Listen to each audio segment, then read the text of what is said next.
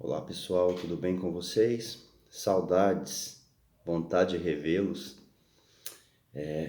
Bom pessoal, eu vou passar algumas orientações para vocês aqui hoje sobre administração pública, né? Que é um outro tema que a gente vai trabalhar também na nossa disciplina e alertá-los também sobre a questão do ambiente virtual de aprendizagem, do ambiente Moodle que nós estamos utilizando. Dizer para vocês que nós usamos o Moodle naquele formato porque é um formato que a UEG ela utiliza, tá? Então assim, eu não quis inventar coisas não, tá bom? Eu já peguei um padrão que a UEG trabalha no ensino à distância e eu simplesmente reproduzi para vocês. Geralmente, como é que a UEG faz? Ela coloca um texto, coloca às vezes uma videoaula, e coloca sempre uma atividade. Por que ela coloca uma atividade? Porque a atividade, mas além disso também o ambiente Moodle ele produz um relatório, tá, de frequência. Quando você acessa, ele consegue verificar o que você acessou, onde é que você navegou dentro do Moodle. Mas enfim, como é que a UEG faz nesse sentido? Ela pega quando você realiza alguma atividade, ou participação em fórum, ou postagem de alguma atividade, independentemente de qualquer que for a atividade, isso vale frequência e isso vale nota também, certo? Então é por isso que a gente pega e insiste tanto com o Moodle e eu não quis me arriscar muito, porque não conheço as outras plataformas e eu acho que é um momento complicado para a gente fazer teste, né? Então, assim, eu não quis fazer teste. Eu quis ir direto em algumas ferramentas que eu já conheço, porque me dá uma estrutura que é reconhecida oficialmente pela instituição. Então, para mim, eu estou muito seguro com relação a isso. E também para passar uma segurança para vocês nesse sentido. Porque às vezes vocês não sabem, porque nunca trabalharam com EAD pela UEG. Mas aquela plataforma, aquele formato ali, segue os parâmetros que a instituição pede, tá? Então vocês podem ficar tranquilos com relação a isso. E eu já havia falado em outros vídeos que a ideia é nos proteger também, né? A gente não sabe, é um ambiente aberto, qualquer um que quiser acessar da administração do CEAR, ou administração central, eles podem acessar a hora que eles quiserem para ver como é que está o fluxo de atividades e de frequência de vocês. Então, isso me garante uma certa segurança e com certeza protege vocês também. Mas então, nós falaremos um pouco sobre administração pública, né? Administração pública no Brasil. E ela tem umas particularidades, ela é muito interessante de estudar. Vocês vão ver o conteúdo de forma mais aprofundada quando vocês estiverem vendo direito administrativo. Muitas ideias que nós vamos colocar aqui, o direito administrativo vai apresentar com vocês com uma maior profundidade, tá? Então, para nós vamos fazer uma análise para vocês perceberem como é que a administração pública funciona e num país igual ao nosso, é fundamental que se utilize técnicas de administração pública, né? Pense numa proporção como é o Brasil, uma proporção territorial. Então demanda uma energia complicada isso, muito complicada, por isso que nós temos vários problemas de administração pública, porque não é um território pequeno, não é como se fosse um país europeu, um território pequeno e fácil de fazer a gestão dele, é muito mais complexo. Então o que a gente passa? Alguns fatores que são relevantes para o debate, né, para a análise da administração pública, no que tange o planejamento da administração pública, no que tange a transparência da administração pública. Esses fatores eles são muito interessantes, certo? E vocês vão ver que alguns autores eles têm uma forma de apreensão dessa realidade e que nos faz refletir, né? E faz a sua mente exercitar também como que tem que ser a administração pública. Ou seja, como tem que ser não, às vezes como que é percorrido. Mas a partir disso você consegue também fazer algumas reflexões a, a, com relação ao exercício prático da administração pública, né? Então, por exemplo, você pega a autora Adi Pietro, que é um clássico aí do direito administrativo, ela entende a administração pública e ela fala sobre duas formas com relação à prestação de serviço da administração pública. Primeiro, ela entende a administração pública, o que ela chama de sentido subjetivo, formal e orgânico, que ela fala que a administração pública ela é exercitada pelos órgãos públicos, pelas pessoas jurídicas e por agentes, os agentes públicos. Ou seja, como é que se manifesta a administração pública? Por meio dessas pessoas, vamos dizer assim, por meio dessas pessoas, tirando o órgão, que o órgão não é uma pessoa jurídica, é por meio dessas figuras. Porque a administração pública ela presta o serviço. Qual que é a função dela? É prestar serviço para a sociedade. E como que ela se manifesta de forma real na sociedade? Então, vamos lá. Pessoas jurídicas, órgãos e agentes públicos. Então, assim que você vai ter acesso ao que a administração pública que o Estado fornece, certo? Aí ela entende também um outro sentido, que é um sentido objetivo da administração pública, que é a prestação de serviço de fato, a realização. Então, ela entende duas formas. Primeiro, quem fornece esse serviço, quem está travestido da função pública, né? E como é que a administração pública ela fornece, ela viabiliza os serviços, ela promove a administração pública. Então, ela faz isso dizendo que esse sentido objetivo é o sentido da prestação de serviço de fato. É isso que ela entende. Nós temos também outras análises com relação à administração pública. A análise que ressalta uma administração pública é visualizada de uma forma central, uma administração pública centralizada, ou seja, ela é onde os serviços são prestados diretamente pelo Estado, e uma administração pública descentralizada, onde o Estado ele abre meio que para outras pessoas jurídicas conseguirem fornecer também aquele serviço, porque a gente sabe que com a quantidade de serviços que existem, o Estado ele não consegue abranger tudo. Então, assim, fica muito complexo. Então, por isso o Estado ele abre para outras pessoas jurídicas. E aí essa ideia de descentralização. Mas aí o que nos chama a atenção e o que pode ser um pouco confuso? E você estuda e às vezes, olha só que você pode confundir numa hora. Então você tem uma ideia de uma administração pública descentralizada, mas você também tem uma ideia de desconcentração, certo? Desconcentração dos serviços públicos. E quando que isso acontece? Então, a descentralização é onde se cria outras pessoas jurídicas e essas pessoas jurídicas, elas fornecem os serviços, certo? Ou seja, pessoas jurídicas.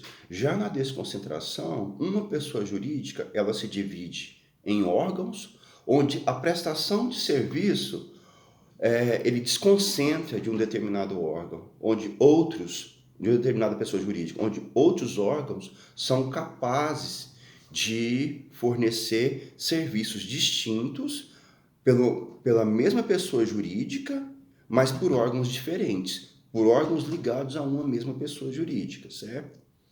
Então, essa é a ideia de de centralização, descentralização e desconcentração. O que pode confundir descentralização e desconcentração, entenderam? Então, para reforçar, a descentralização é onde o Estado ele se descentraliza, onde é criado pessoas jurídicas, são pessoas jurídicas que fornecem serviços para a sociedade, né? Que faz com que a administração pública funcione. Porém, existe a desconcentração. Vamos pensar no INSS, por exemplo. O INSS ele é uma pessoa jurídica, né?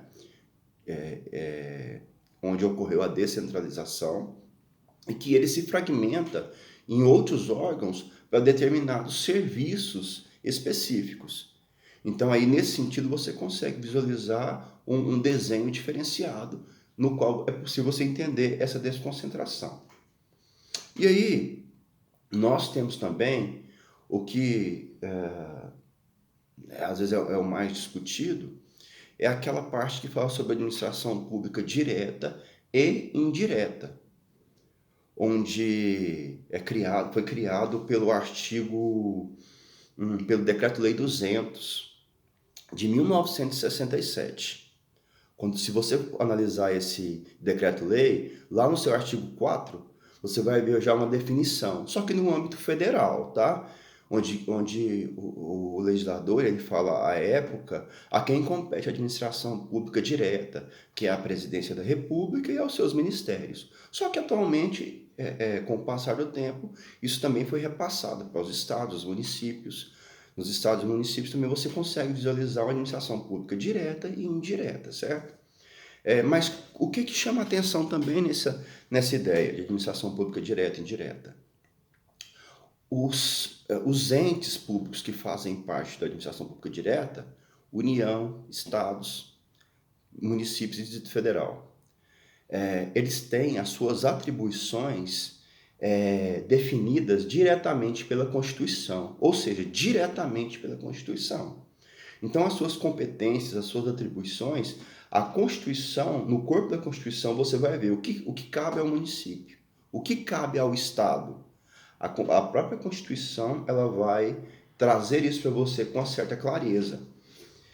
A competência desses entes, então, entes públicos, né, de direito público, ela vem diretamente da Constituição, certo? Enquanto que, quer dizer, e entre esses entes, você não vai perceber uma hierarquia. Não existe uma hierarquia entre os entes. Isso também é algo que muitas vezes erroneamente nós temos, que existe uma hierarquia, uma superioridade entre o Estado, entre o município, entre a União, entre o Estado, mas não é bem assim que tem que ser visto. Isso não acontece. Acontece que não há uma hierarquia. E o que você consegue perceber também é o nível, a diferença que tem é o nível de abrangência de determinado ente.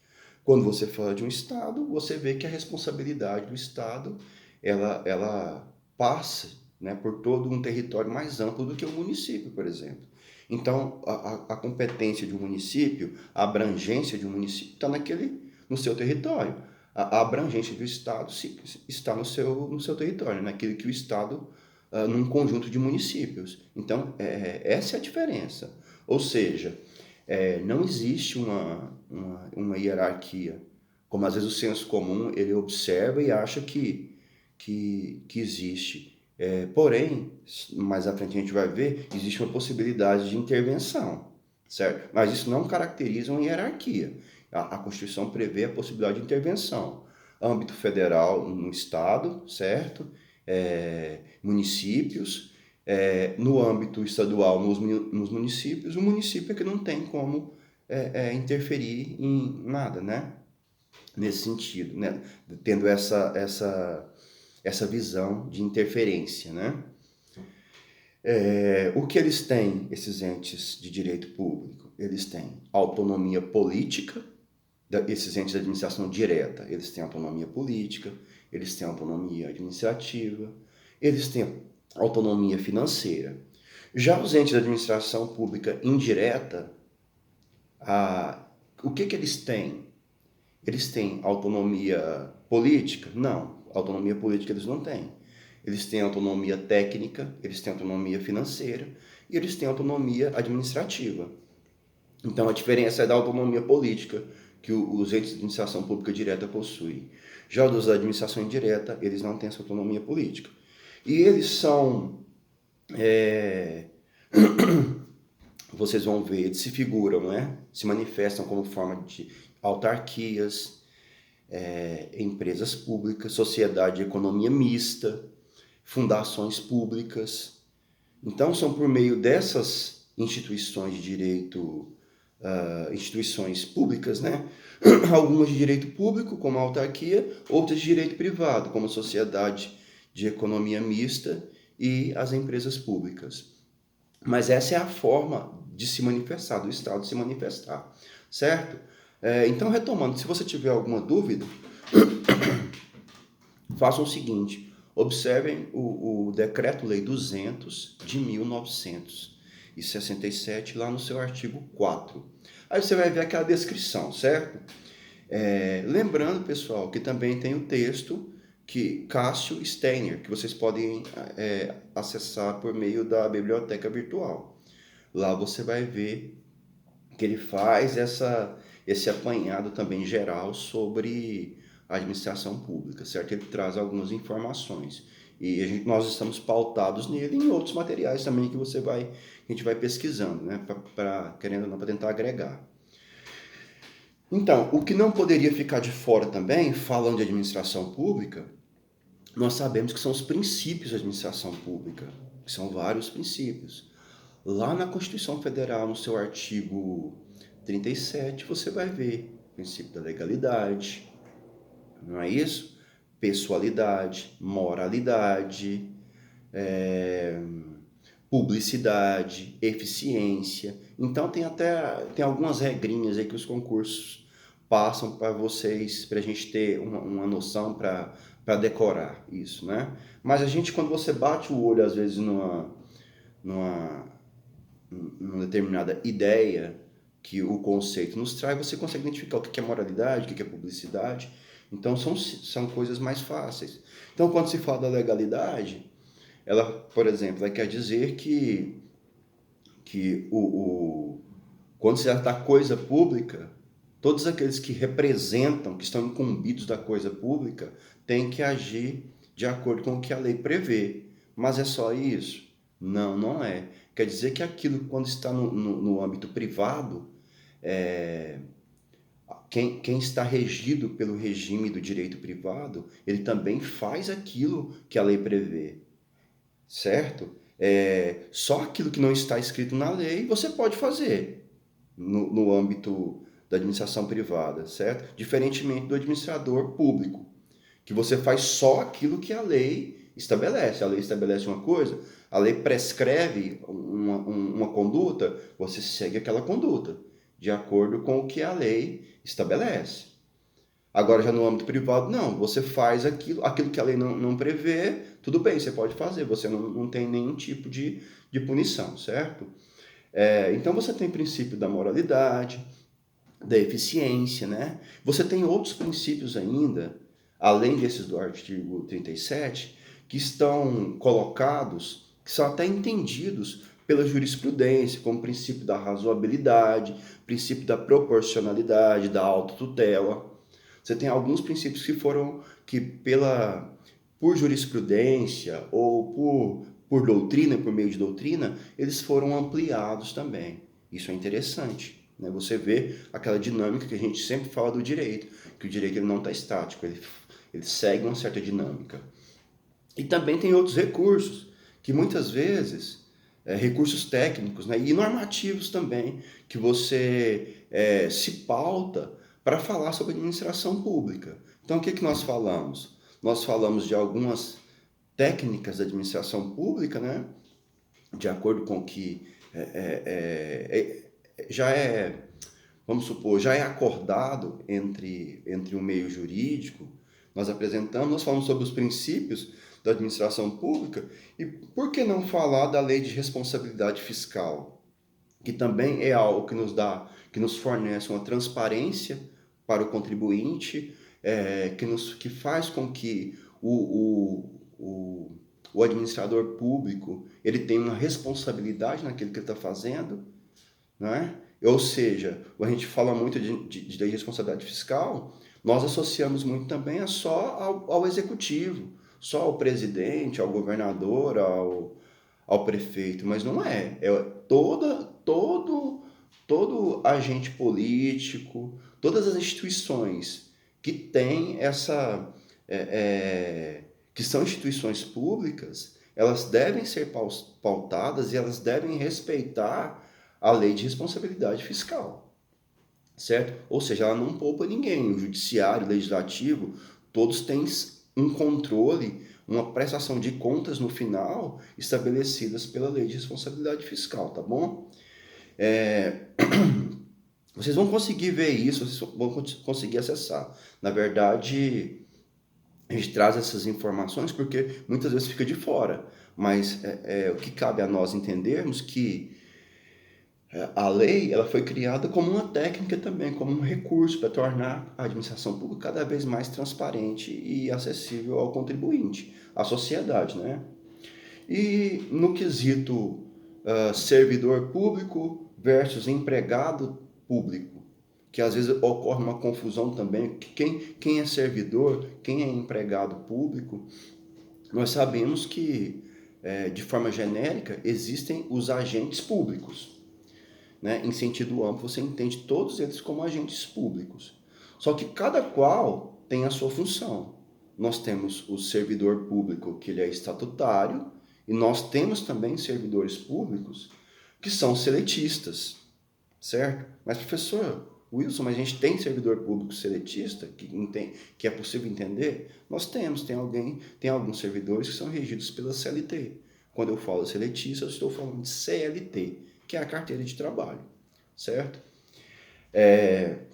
Quando eu falo de servidor público, quando eu falo de empregado público, né, seletista, quando eu falo de servidor público estatutário, nós sabemos que existe um estatuto. Quando você fala estatutário, é porque a função dele é regida por meio as atribuições, todas as particularidades desse trabalhador, ela está definida em uma lei. Vamos pegar do âmbito federal, por exemplo.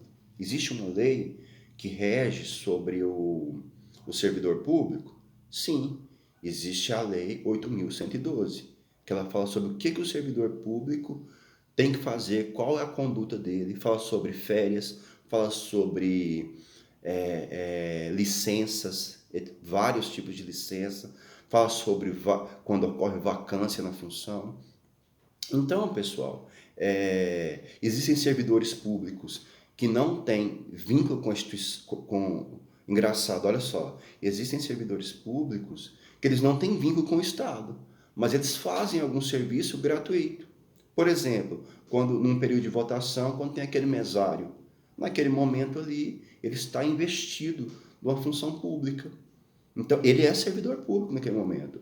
E se acontecer alguma ilegalidade, ele é punido de acordo com o que estabelece as regras do servidor público.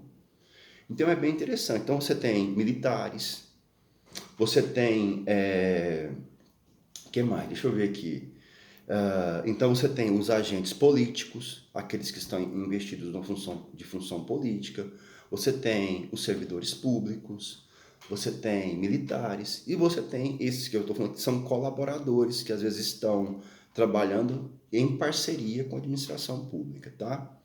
Então, por hora, é isso. Pesquisem sobre esses assuntos que nós falamos e sempre acessem um ambiente virtual. Lá sempre vai ter alguma coisa no fórum ou alguma atividade a ser postada, tá bom? Até a próxima!